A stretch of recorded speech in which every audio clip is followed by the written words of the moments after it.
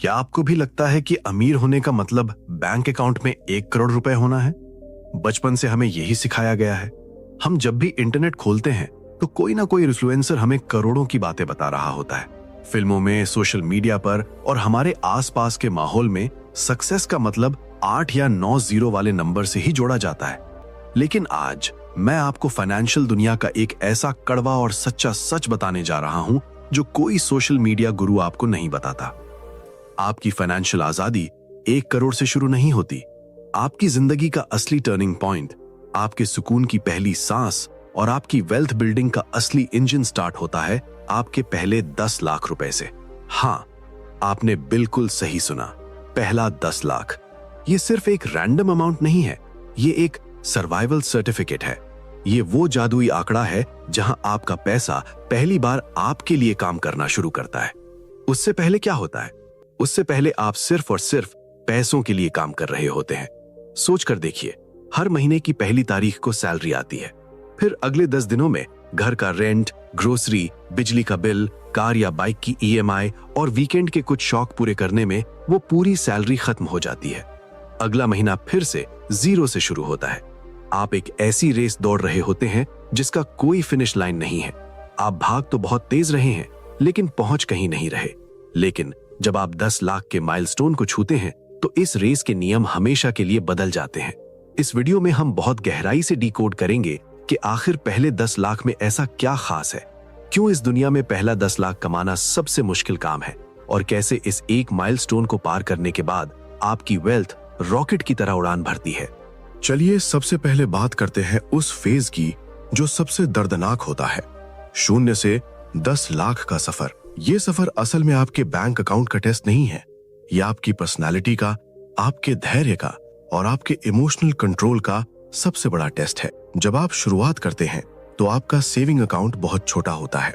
मान लीजिए आपने अपने सारे शौक मारकर महीने के 10,000 रुपए बचाए और उन्हें इन्वेस्ट किया। 1 साल बाद आपने देखा कि अच्छे रिटर्न के बावजूद वो अमाउंट शायद 11,000 या 12,000 ही हुआ है, सिर्फ 1 या 2,000 रुपए का फायदा।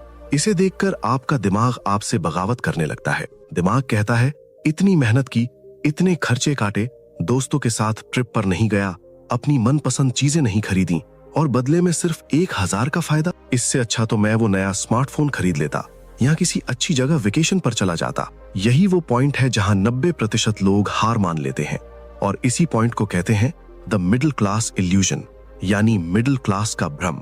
हम हर दिन अपने आसपास एक दिखावे की दुनिया देखते हैं।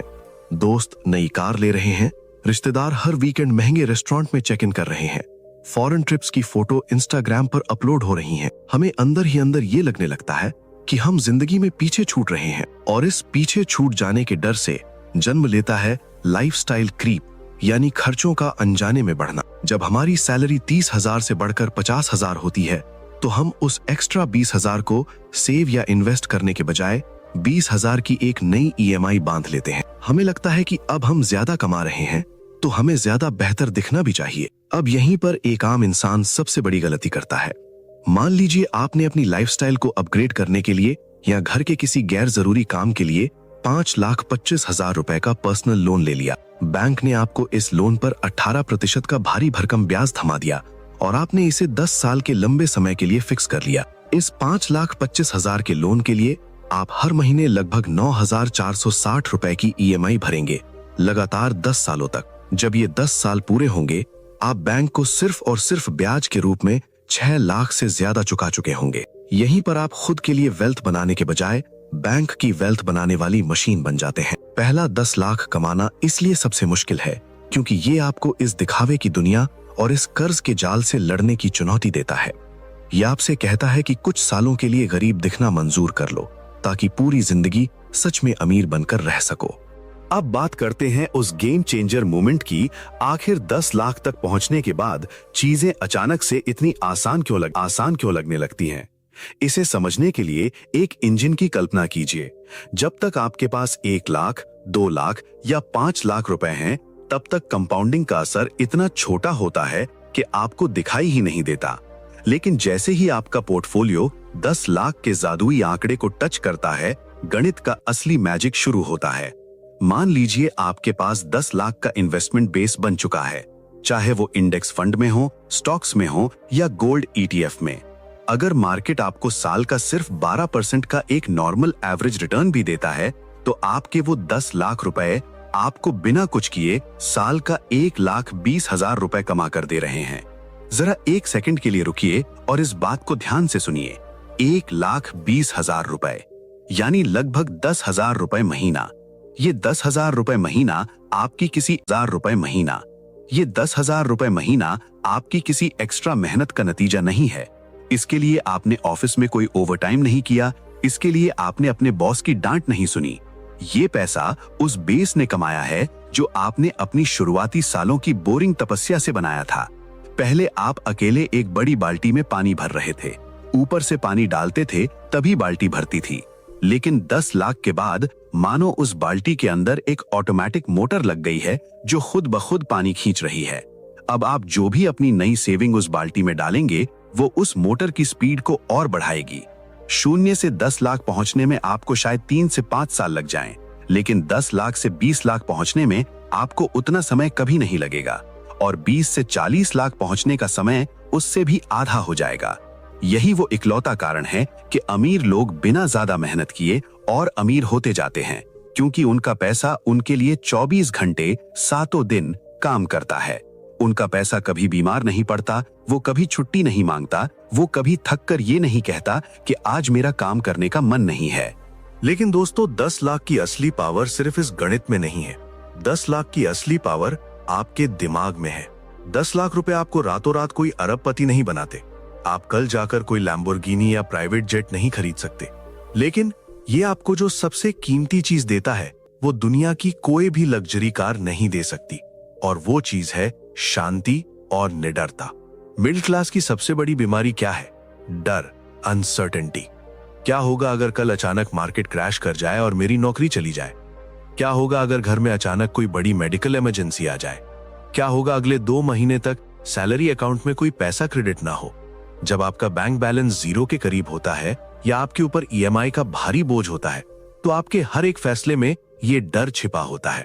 आप अपने बॉस की हर गलत और बदतमीज बात भी चुपचाप सह लेते हैं, क्योंकि आपको पता है कि अगले महीने EMI भरनी है। आप कोई नया रिस्क नहीं ले सकते, कोई नया बिजनेस ट्राई नहीं कर सकते, किसी नए शहर में जाकर नई जॉब नहीं ढूंढ सकते, क्योंकि आपके पास कोई सेफ्टी नेट, कोई बैकअप नहीं है। आप अपनी जिंदगी जी नहीं रहे होते, आप सिर्फ सरवाइव कर रहे होते हैं।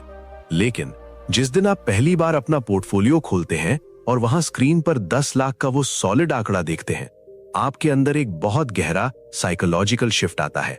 आपको अचानक एहसास होता है कि आप लाचार नहीं हैं। अगर आज आपकी नौकरी चली भी गई तो भी आपको डर नहीं लगेगा, क्योंकि आपको पता है कि अगले 1 या 2 साल तक आपके घर का राशन नहीं रुकेगा, आपके बच्चों की फीस नहीं रुकेगी। आपकी जिंदगी अचानक परफेक्ट नहीं हो जाती, लेकिन आप एक मजबूर इंसान की तरह महसूस करना बंद कर देते हैं।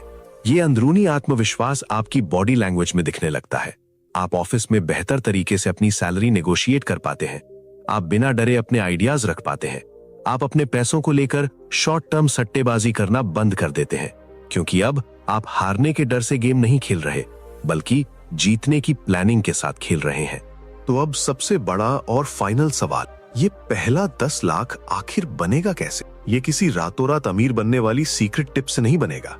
ये ऑप्शंस ट्रेडिंग के किसी तुक्के से नहीं बनेगा। इसके लिए आपको अपनी जिंदगी में 3 बहुत ही कड़े नियम लागू करने होंगे। पहला नियम है, अपनी सिक्योरिटी को अपनी लाइफस्टाइल से ऊपर रखें। जब भी आपका इंक्रीमेंट हो या सैलरी बढ़े, तो सबसे पहले अपने खर्चे मत बढ़ाइए। अगर आपकी सैलरी 30,000 से बढ़कर 40,000 हुई है, तो वो एक्स्ट्रा 10,000 सीधे आपके इन्वेस्टमेंट अकाउंट में जानी चाहिए, ना कि किसी नए गैजेट की EMI में या किसी बड़े अपार्टमेंट के महंगे रेंट में। याद रखिए, वेल्थ आपकी सैलरी से नहीं बनती, वेल्थ बनती है आपकी कमाई और आपके खर्चों के बीच के गैप से। दूसरा नियम है, पे योरसेल्फ फर्स्ट, यानी सबसे पहले खुद को सैलरी दें। सैलरी आती है, हम सारे बिल भरते हैं, खर्चे करते हैं और सोचते हैं कि महीने के अंत में जो बचेगा उसे इन्वेस्ट करेंगे। यकीन मानिए, महीने के अंत में कभी कुछ नहीं बचता। इसलिए नियम बदलिए, सैलरी आते ही सबसे पहले खुद को पे करें। अपनी SIP की डेट महीने की पहली या दूसरी तारीख को सेट कर दें। पैसा बैंक में आते ही सबसे पहले आपके फ्यूचर के लिए कटना चाहिए। उसके बाद जो पैसा बचे उसमें अपना पूरा महीना चलाने की आदत डालिए। और तीसरा नियम है, कंसिस्टेंसी को बोरिंग मत समझें। वेल्थ बिल्डिंग किसी हॉलीवुड फिल्म की तरह एक्साइटिंग नहीं होती। सच कहूं तो ये बहुत बोरिंग होती है। हर महीने चुपचाप अपनी SIP कटने देना, मार्केट जब गिरे तो पैनिक न करना और दोस्तों की महंगी ट्रिप्स देखकर खुद के मन को कंट्रोल करना, ये सब बहुत बोरिंग और फ्रस्ट्रेटिंग लगता है। लेकिन यही बोरिंग आदतें फ्यूचर में आपके लिए दुनिया की सबसे एक्साइटिंग और आजाद जिंदगी तैयार कर रही होती हैं। दोस्तों, पहला 10 लाख किसी एक्सेल स्प्रेडशीट में नहीं बनता, ये आपकी आदतों में बनता है। ये आपके डिलेड ग्रेटिफिकेशन से बनता है, यानी आज की छोटी इच्छाओं को कल के बड़े सुकून के लिए टालने की क्षमता से। ये माइलस्टोन बिल्कुल भी ग्लैमरस नहीं है। जब आप 10 लाख बचा लेंगे तो कोई अखबार आपके बारे में नहीं छापेगा, कोई आपके लिए तालियां नहीं बजाएगा, इंस्टाग्राम पर आपकी कोई रील वायरल नहीं होगी। लेकिन खामोशी से आपके अंदर का वो डरा हुआ इंसान पूरी तरह से एक आजाद इंसान में बदल चुका होगा। अगर आप अभी अपनी जर्नी की शुरुआत कर रहे हैं, अगर आपका पोर्टफोलियो अभी सिर्फ 10,000 या 50,000 का है, तो बिल्कुल निराश मत होइए। स्लो होना फेलियर नहीं है, रुक जाना फेलियर है। अपने बेस का निर्माण करना भी एक बहुत बड़ी प्रोग्रेस है। बस आज ये तय कीजिए कि आपको बाहर से अमीर दिखने वाली जिंदगी से ज्यादा अंदर से अमीर और मजबूत बेस बनाने पर फोकस करना है। कमेंट में अभी लिखिए, मेरा पहला 10 लाख, ताकि आज आप खुद से और यूनिवर्स से ये कमिटमेंट कर सकें कि अब फाइनेंशियल बेस सबसे पहले होगा, बाकी सब दिखावा बाद में। इस वीडियो को अपने उस दोस्त के साथ शेयर जरूर करें जो कमाता तो बहुत है, लेकिन महीने के अंत में हमेशा ये कहता है कि यार पैसे कहां चले जाते हैं पता ही नहीं चलता। मिलते हैं अगले वीडियो में।